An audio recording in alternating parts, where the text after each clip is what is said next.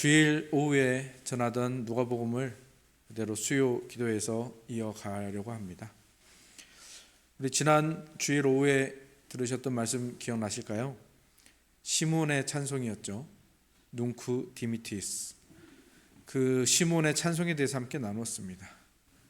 하나의 흐름인데 세 가지 부류의 사람들을 통해서 펼쳐졌죠.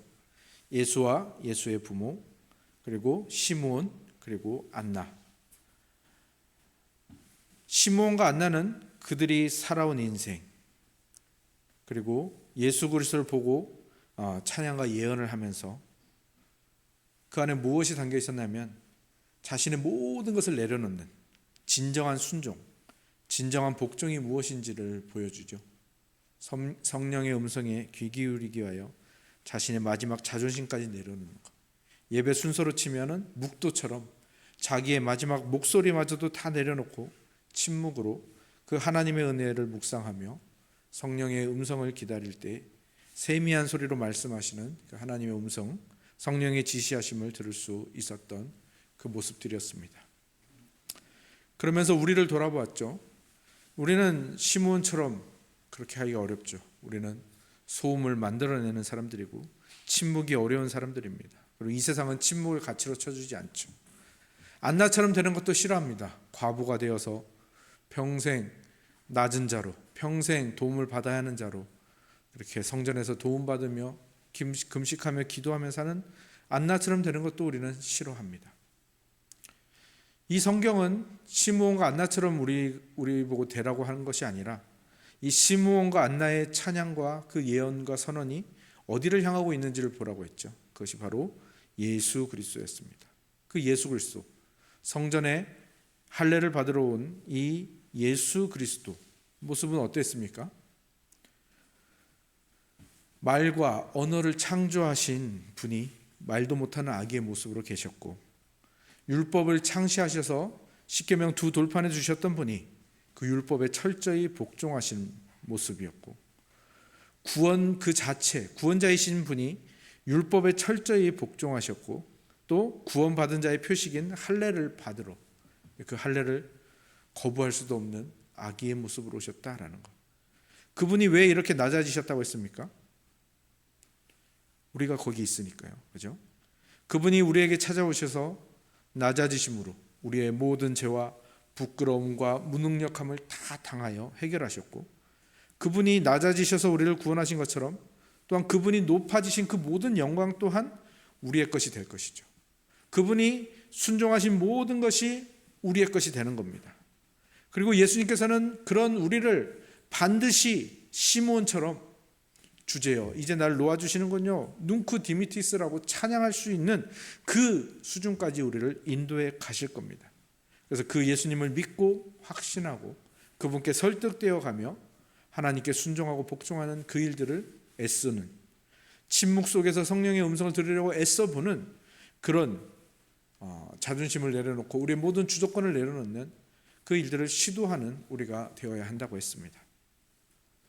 그래서 누가복음 2장은 그 모든 것들을 담아서 예수 그리스도가 어떻게 낮아지셨는지, 어떻게 성육신하시고 어떻게 아기의 모습으로 마리아에게서 나셨는지, 그리고 그렇게 태어나신 예수님께서 우리처럼 인간의 몸과 인간의 그 모습으로 살아가시면서도 어떻게 성령의 음성에 귀 기울이시며 어떻게 하나님의 뜻대로 살아가며 어떻게 하나님의 초점대로 바라보며 살아가는지를 보여주시는 겁니다.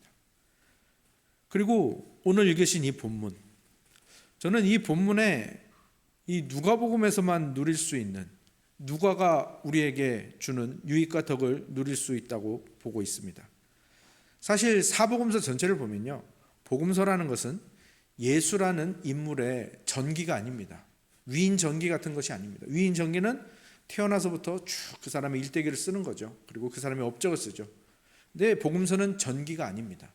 복음서는 예수님의 그 세례와 부활 사이에 나타난 그 예수 그리스도의 일생, 그리고 그 안에 담겨있는 그분의 가르침, 그 안에서 구원의 의미, 복음의 의미를 교회에 가르치고 강조하기 위해서, 그 복음으로 소망을 얻기 위해서 그 이야기들을 선택적으로 담은 책이죠. 그럼에도 불구하고 누가가 예수 그리스도의 이 어린 시절에 대한 이야기를 적은 것은 분명한 이유가 있는 겁니다. 우리에게 유익이 되는 한 이유가 있는 것이겠죠. 토마스 머튼이라는 수도사가 있습니다. 그 사람은 이렇게 말했습니다. 나무는 나무가 됨으로써 하나님께 영광을 드린다. 예수님은 우리를 위해서 사람이 되셨죠. 예수님은 그 사람이 되는 것 또한 사람답게 되기 위해서 애를 쓰셨습니다. 왜요?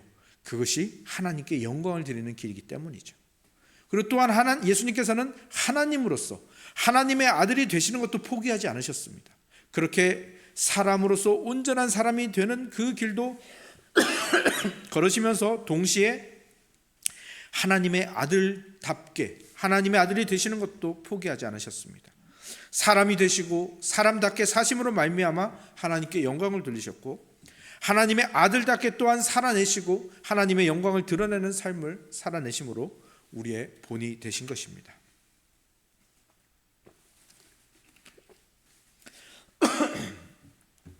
그런데 이러한 진술들은 우리가 이미 다 알고 있는 바죠.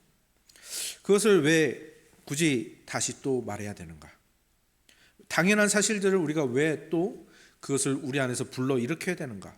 그것은 이 교회의 역사 가운데서 예수님의 이 두 가지 본성, 사람 그리고 하나님, 완전한 사람이면서 완전한 하나님이신 이 균형을 잡는 것이 굉장히 중요했습니다. 교회의 역사에서 이 두 가지 중에서 한쪽으로 치우쳤을 때, 이쪽이든 이쪽이든 한쪽으로 치우쳤을 때 굉장한 위험이 다가왔던 그 역사들이 있기 때문입니다. 예수님의 신성, 하나님이시라는 것을 높이기 위해서 예수님의 인간적 본성을 다 배제하고 제거한 시도들이 교회들을 갈라놓았고요. 또 예수님의 그 신적인 본성을 완전히 무시해버리고 예수님을 단순하게 인간으로만 보는 시도도 교회를 심각하게 흔들어 버렸습니다. 그래서 우리는 이 균형을 잡기 위해서 복음서를 볼 필요가 있는데 그 복음서 내용 중에서도 오늘 읽으신 이 본문이 그 부분을 정말 아름답게 보여주고 있는 본문이라는 사실입니다. 이 누가복음 2장 전체가 사실은 그러한데요. 그럼에도 불구하고 우리가 이것들을 계속해서 우리 안에서 일으키고 계속해서 찾아보아야 하는 이유는 무엇인가 하면 사실 오늘 본문의 이야기를 보면 마리아가 어린 예수를 꾸짖는 장면이 나오죠. 사실 이 마리아는 천사 가브리엘의 지시를 받았어요. 그리고 목자들의 증언도 들었어요. 그리고 성전에서 경건한 사람 시므온과 안나에게 너의 아들 그 예수가 누구이신지 그리고 그분이 이 세상에서 맡으신 역할이 무엇인지를 직접 전해들었습니다. 그런 마리아, 그런 요셉조차도 예수님의 신성과 인성을 온전히 이해하지 못하고 있는 그 내용이 또 오늘 본문에 나오는 것을 볼 수가 있죠. 그래서 누가는 이 기사를 일부러 기록하는 겁니다. 다른 복음서에 나오지 않고 다른 그 복음서가 쓴 어떤 예수님의 그 이야기들에 있는 자료가 아닌 오직 누가가 그것을 따로 조사하여서 이것들을 여기에 기록하고 있는 겁니다. 예수님이 12살 되던 해에 부모가 유월절 절기를 지키기 위해서 예수님을 데리고 성전으로 올라갑니다. 그리고 부모는 예수가 함께 있는 줄 알고 하룻길을 가는 거예요. 돌아가는 거예요. 나사렛으로. 돌아가는데 하룻밤을 딱 하룻길을 갔는데 그때서야 예수가 없는지를 알게 된 거죠. 그래서 이 부모가 주변을 찾으면서 다시 그 하룻길을 되돌아서 예루살렘으로 돌아오고 그 다음 날에야, 그게 바로 사흘째죠. 그 다음 날에야 성전에서 예수를 찾게 된 사건입니다. 그리고 예수는 뭘 하고 있었다고 합니까?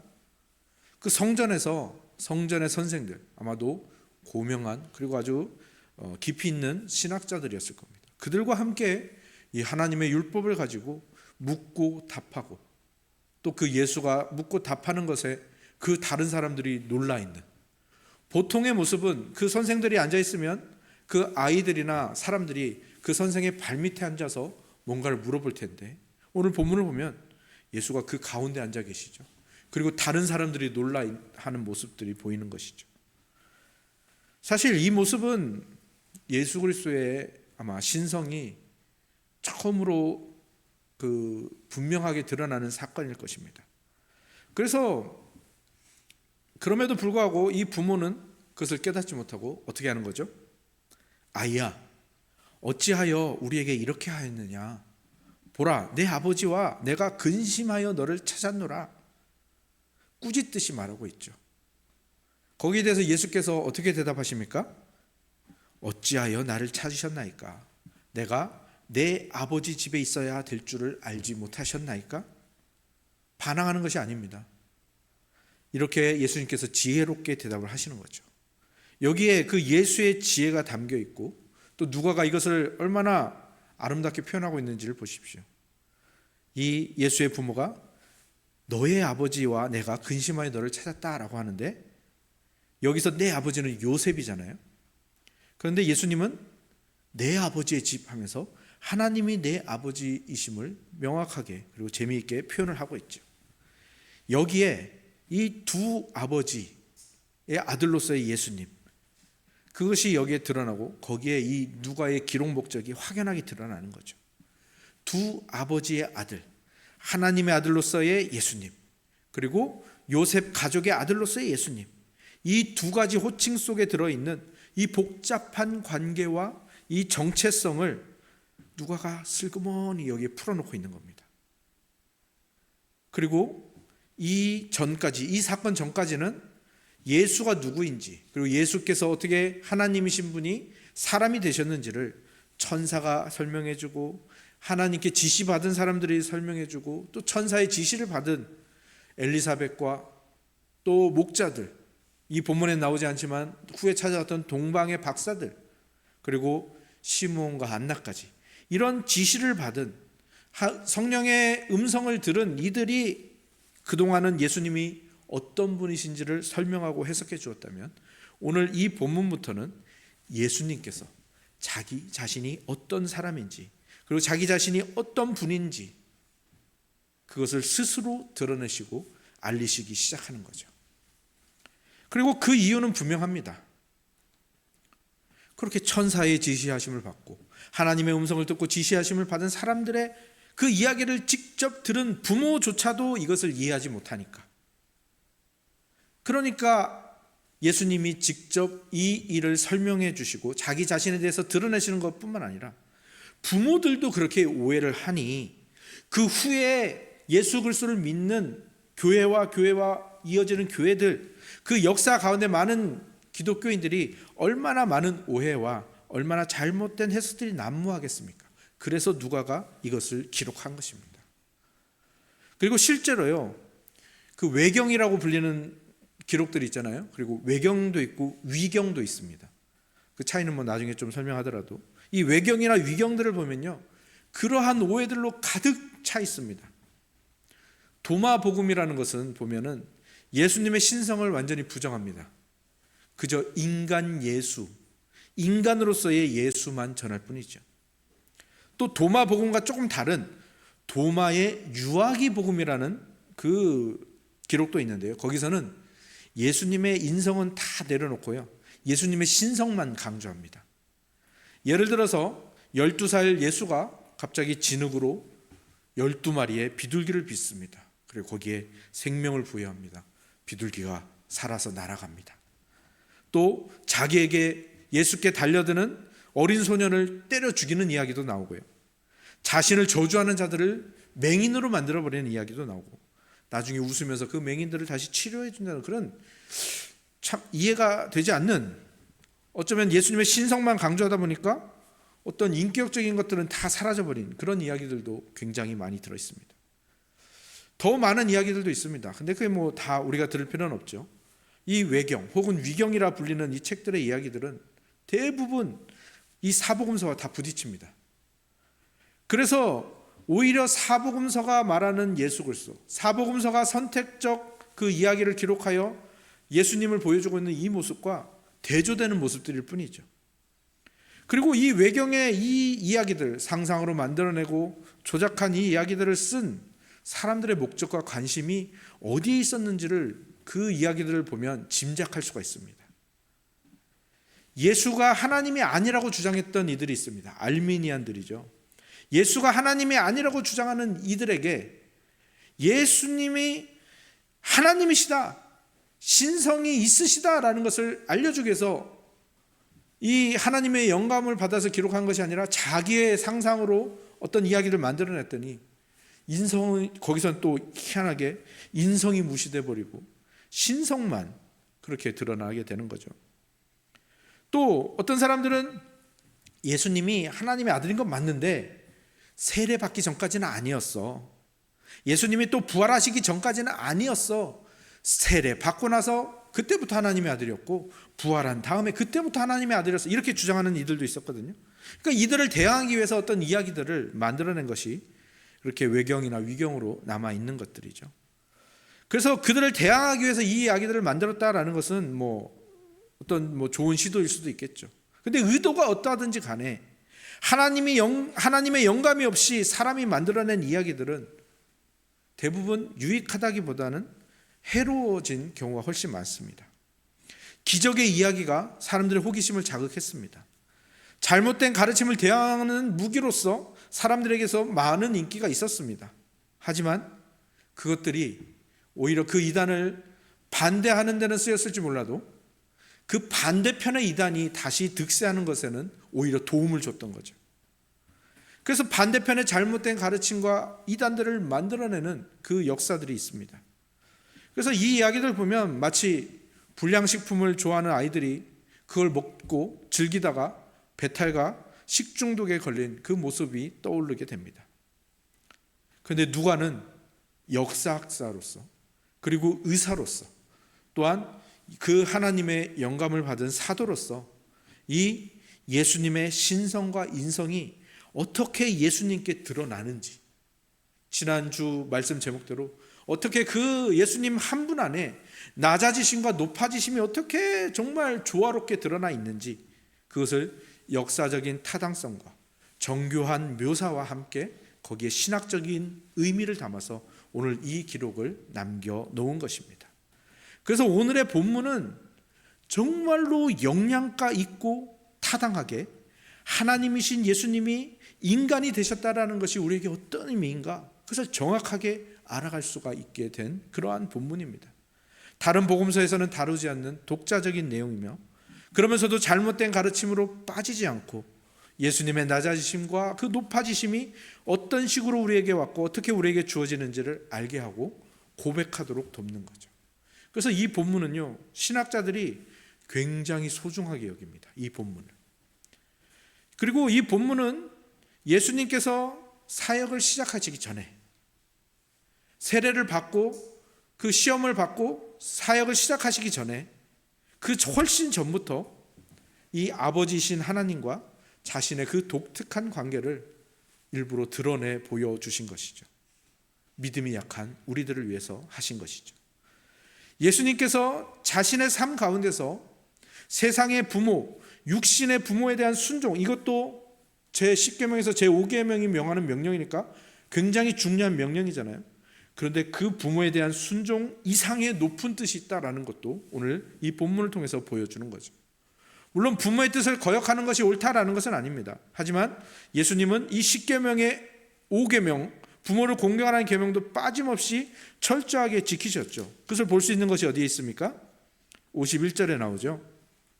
예수께서 함께 내려가사 나사렛에 이르러 순종하여 받드시더라.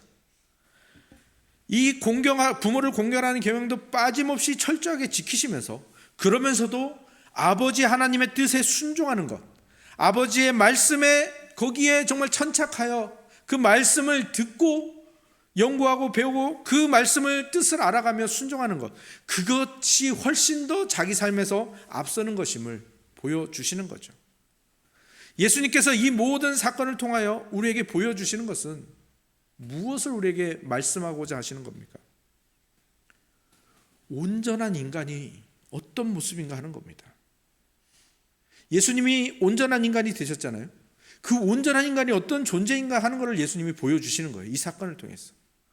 예수님의 탄생, 예수님의 할례, 예수님의 그 부모와 함께 이 성전으로 가서 유월절을 지키는 이 모든 일들은 예수께서 온전한 인간이 되기 위해서는 하나님의 명령에 순종해야 된다. 하나님의 율법을 그렇게 순종해야 한다는 것을 보여줄 뿐만 아니라 무엇을 말해주는가 하면 탄생, 할례, 그리고 12살 되는 해까지 유월절을 준수하는 이 모습들은 지금 예수님께서 어떤 과정들을 거쳐 나가는 것을 보여주고 있습니다. 외경과 위경에 나오는 예수님의 유년기의 이야기들이 잘못된 이유가 바로 거기에 있죠. 그 이야기들은요, 과정이 없습니다.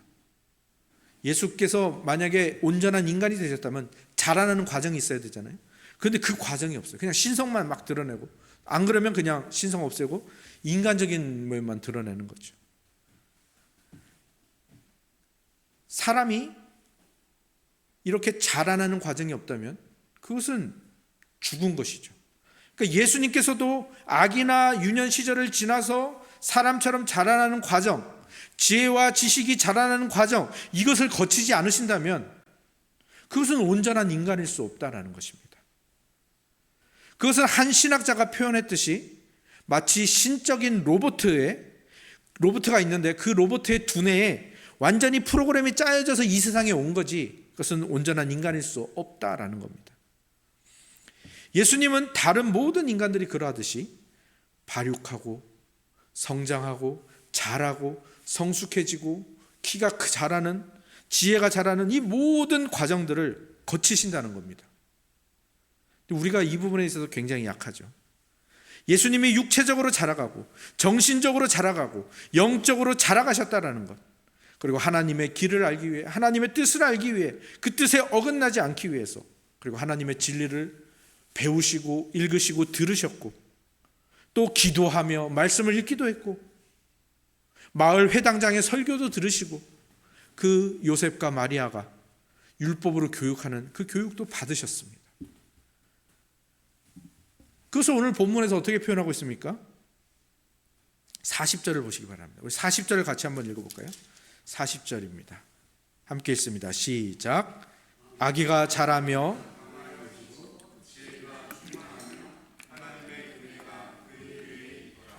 그리고 52절이죠. 52절도 같이 읽어보겠습니다. 시작. 예수는 지혜와 키가 자라가며 하나님과 사람에게 더욱 사랑스러워져 가시더라. 자라가시고 강하여지고 지혜가 충만해져 가는 과정을 거치고 계시죠. 지혜와 키가 자라가시며 하나님 앞과 사람 앞에서 사랑스러워져 가시는 그 단계를 점진적으로 발전하시는 단계를 밟아가셨다는 겁니다. 아마 예수님에게도 사춘기가 있었을 수도 있습니다. 왜냐하면 대부분의 아이들이 그 과정을 겪잖아요. 여드름이 나셨을 수도 있습니다. 아니, 났을 겁니다. 그 단계들을 거쳐 가시는 거예요. 근데 이게 우리에게 너무나도 당연한 일인데, 예수님은 하나님이시잖아요. 이것이 우리 안에서 이어지지가 않는 거예요. 하나님은 어떤 분이시죠? 전능하신 분입니다. 무한하신 분입니다. 전지는 뭡니까? 모든 것을 아시는 분입니다. 무소부재, 뭡니까? 어디에나 계시는 분이죠. 영원하신 분. 영원하다는 말은 무슨 말입니까? 시작과 끝이 없으세요. 과정이 우리처럼 이 과정을 거쳐야 되는 분이 아니라고요. 빛이 있으라면 그냥 빛이 있어요. 그리고 불변하시죠. 변함이 없으신 분이라고요. 과정과 단계라는 것은요, 우리 인간 피조물에게만 있는 겁니다. 하나님께는 그런 건 없습니다. 하나님은 완전하신 분이기 때문에. 근데 예수님이 그걸 하고 계시는 거예요. 그래서 어쩌면 예수님의 입장에서는 당하고 계시는 거죠. 정말 아기처럼 무능력해지고 무지해지고 아무것도 없는 막 백지 같은 상태까지 되셨다가 거기서 자라가는 단계를 거치시는 거예요. 예수님이 타락한 인간을 다시 회복시키시고 구원하는 것을 신학에서 재창조라는 용어를 쓰는데, 저는 이 재창조라는 개념이 너무 좋은 것 같아요. 왜냐하면 재창조라는 것은 그냥 예수님이 우리에게 베푸시는 정도가 아니라 지금 예수님에게 없는 것을 예수님이 지금 예수님 안에서 창조하시는 것이 이 성육신, 그리고 이 땅에서 그 인간의 몸을 입으신 모습으로 거기에서 드러나고 계시고 예수님 안에 막 창조가 일어나고 있거든요. 하나님이 인간이 되실 뿐만 아니라 그 단계와 과정을 겪으시고 발육과 성장이라는 발전해 나가시는 하나님이라니 정말 놀라운 개념이 지금 이 본문 안에서 드러나고 있는 거죠. 지난주일 오전에 예수님의 낮아지심과 높아지심에 대해서 나누었는데 정말로 예수님이 어디까지 낮아지셨는가? 저는 이 누가복음 2장에 그것이 정말 잘 나타나 있다고 생각합니다. 성육신 하셔서 아기로 태어나셨는데 정말 비천한 낮고 낮은 그 가난한 탄생을 하셨고, 뿐만 아니라 말씀이신 그분이 말 못하는 아기로 태어나셨고, 구원자이신 그분이 구원의 표식인 할례를 당하셨고, 유월절의 주인이신 분이 유월절을 지키기 위해서 먼 길을 가고, 그런데 그 모든 것을 뛰어넘는 것이 이 2장 후반부의 기사에 나오는 거죠. 전지하시고 영원하시고 불변하시는 분이 가장 낮아지셔서 하나님의 말씀을 배워가고 진리를 깨달아가고 점점 자라고 점점 사랑스러워져가는 이 단계를 점진적으로 거쳐 나가신다는 것. 저는 이게 복음이라고 생각합니다. 왜 여러 사람들이 어린 예수가 기적을 행하는 이야기들을 왜 외경이라는 걸 만들어 썼습니까? 왜 사람들이 거기에 열광했겠습니까? 하나님이신 예수님께서 완전한 인성을 취하셨다, 완전한 인성을 가지셨다, 완전한 사람이 되셨다, 이것을 사람이 믿는다는 게 얼마나 어려운지를 단적으로 보여주는 모습들입니다. 반대 극단에 있는 이단과 사람들도 마찬가지입니다. 예수님을 그냥 인간인데 아주 뛰어난 정치적인 혁명가로 보는 사람, 갈릴리의 카리스마 있는 거룩한 사람으로 보는 사람, 방랑하는 농부이며 또한 한 명의 선지자로서 보는 그 모든 이유도 똑같이 거기에 있습니다. 하나님이 사람이 되셨다는 것을 인간의 머리로는 도저히 이해하기가 어렵고 믿기가 어려운 겁니다.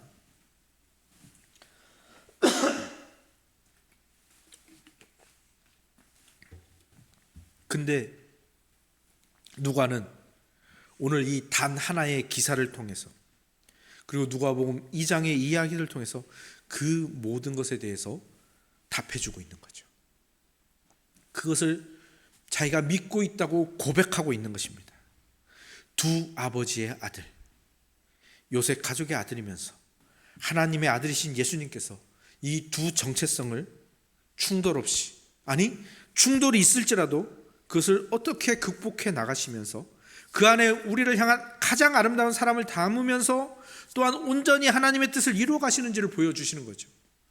그리고 그 충돌은 결정적으로 십자가에서 이루어져서 정말 그 십자가에서 온전한 하나님의 사랑과 은혜가 베풀어지는 모습을 보여주시는 거죠. 그것이 누가복음이 지금 풀어나가고 있는 복음이며 예수 그리스도의 이야기들인 것입니다. 그래서 이 본문이 우리에게 소중한 것입니다. 이 본문이 우리에게 어떠한 고백으로 가게 하는지 그것을 우리에게 보여주시는 거죠. 예수님의 삶은 항상 낮아지심과 높아지심이 공존하는 삶이었다라는 거죠. 예수님은 항상 신적인 초점과 인간적인 초점을 가지고 모든 것을 바라보셨다라는 거죠. 그리고 판단하시고 실행하셨습니다. 그리고 이 어려운 일들을 하기 위해서 자신의 모든 것을 다 내려놓으시는 거예요. 하나님으로서의 지위, 창조주로서의 지위, 율법의 창시자로서의 지위, 말씀이신 그 위대하신 로고스이신 그분의 모든 것을 다 내려놓으시는 거예요. 자신의 자존심, 체면, 지위, 모든 것을 다 내려놓으시고 순종하는 거예요. 왜요? 이 두 가지 초점으로 이 세상을 바라보고 두 가지 초점으로 자기 자신을 바라보는 것이 우리에게 너무나도 중요하기 때문입니다. 누가가 이 기사를 이렇게 기록한 이유도 분명합니다. 예수님께서 이러한 삶을 사신 이유도 너무 분명합니다. 예수님은 모든 생애, 예수님은 그 삶의 모든 순간을 하나님의 영과 지혜로 가득한 인간의 삶이 무엇인지를 보여주신 겁니다. 이게 바로 우리가 살아야 하는 삶의 모습입니다. 예수님께서 우리를 반드시 이 수준에 이르게 하실 겁니다. 근데 그렇게 되면 갑자기 우리의 어깨가 무거워지잖아요. 근데 더 놀라운 게 있습니다. 우리가 아직 이 수준에 이르지 못했잖아요. 하나님의 영과 지혜로 가득한 인간의 삶. 우리가 아직 이 수준에 이르지 못했잖아요. 근데 예수님이 이것을 이루셨잖아요. 이게 왜 중요합니까? 하나님께서는 우리를 예수 그리스도 안에 있는 존재로 보시기 때문에 우리가 이미 그 예수 그리스도의 수준에 이른 것처럼 보아주시고 사랑해 주시고 은혜와 평강을 주신다라는 겁니다. 오늘 또 새로운 기회를 주신다라는 겁니다. 그것을 도전할 수 있도록. 그러니까 우리는 어떻게 해야 됩니까? 그 하나님의 사랑과 하나님이 나를 그렇게 대우해 주신다고? 거기에 감사하며 더욱 그러면 나는 어떻게 하면 그 하나님의 기대에 부응할 수 있지? 나는 어떻게 하면 이 하나님이 그 원하시는 그 모습, 예수 그리스도 안에 있는 그 모습대로 내가 변해갈 수 있지? 내가 어떻게 하면 내 중심성을 내려놓을 수 있을까? 어떻게 하면 내가 나 자신을 주인으로 모시는 이 모습을 내려놓고 예수 그리스도를 주인으로 모시고 하나님의 영과 지혜로 가득한 모습으로 살아갈 수 있을까? 무엇을 연습해야 되지? 이것을 고민하면서 그것을 하나하나 연습하고 시도하며 가는 것이죠. 그리고 우리가 그렇게 할 뿐만 아니라 우리 천은 공동체 모든 분들이 그 길로 걸어가도록 우리는 오늘 기도하는 겁니다. 그리고 우리는 서로 격려하는 거죠. 그리고 서로 응원하는 겁니다. 우리 함께 해봅시다. 그게 우리 천은교회의 모습이고요. 그게 예배가 구역 모임으로 이어지는 이유이고요. 그 안에서 우리는 서로 격려하고 응원하면서 죄를 이겨가고 하나님의 영과 지혜로 가득한 인간의 삶을 함께 도전해 나가는 것입니다. 하나님이 우리를 그렇게 봐주신다라는 것에 감사하면서 말이죠. 오늘 말씀의 의미는 바로 거기에 있습니다. 그리고 우리가 나아가야 할 바가 거기에 있고 오늘 우리가 기도해야 할 방향도 바로 거기에 있습니다. 하나님의 영과 지혜로 가득한 인간의 삶, 그것을 위하여 오늘도 도전하시고 또 함께 도전하는 이들을 격려하시며 두 손 잡고 함께 걸어가시는 저와 여러분들이 다 되시기를 주님의 이름으로 축원합니다. 아멘.